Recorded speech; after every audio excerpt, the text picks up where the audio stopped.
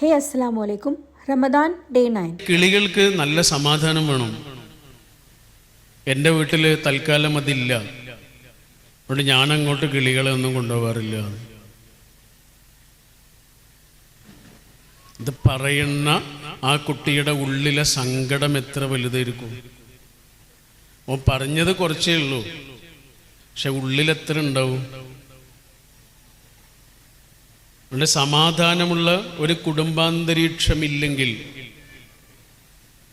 കല്യാണം കഴിയാനിരിക്കുന്ന ആളുകളോ കല്യാണം കഴിച്ചിട്ട് കുറച്ച് കാലമായിട്ടുള്ള ആളുകളൊക്കെ ഉണ്ടെങ്കിൽ നമ്മൾ ഓരോട് പറയണം, ഒരു കല്യാണം കഴിക്കണോ വേണ്ടേ എന്ന് തീരുമാനിക്കുന്നതിലേറെ ഒരു കല്യാണം വേണോ വേണ്ടേ എന്ന് ആലോചിക്കുന്നതിലേറെ ആലോചിക്കേണ്ട ഒരു കാര്യമുണ്ട്. എന്താ, ഒരു കുട്ടി വേണോ വേണ്ടേ.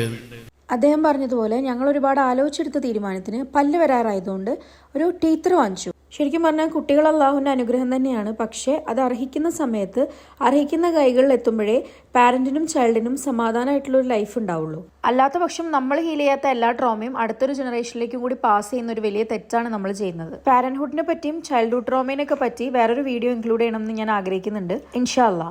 ഇപ്പം നമ്മൾ പോകുന്നത് ഒരു ഇഫ്താർ സംഗമത്തിന് വേണ്ടിയിട്ടാണ്. മൊഹറക്കിലെ യാബലാഷിന്റെ ഓപ്പോസിറ്റ് ആയിട്ടുള്ള അൽ ഇസ്ലാം സൊസൈറ്റി എന്ന് പറയുന്ന സെന്ററിൽ മാറ്റ് ബഹ്റൈൻ എന്നൊരു അസോസിയേഷൻ കണ്ടക്ട് ചെയ്ത നോമ്പുതുറയായിരുന്നു ഇന്നത്തേത്. ഞാൻ ആദ്യമായിട്ടാണ് ഈ സെന്ററിൽ പോകുന്നത്.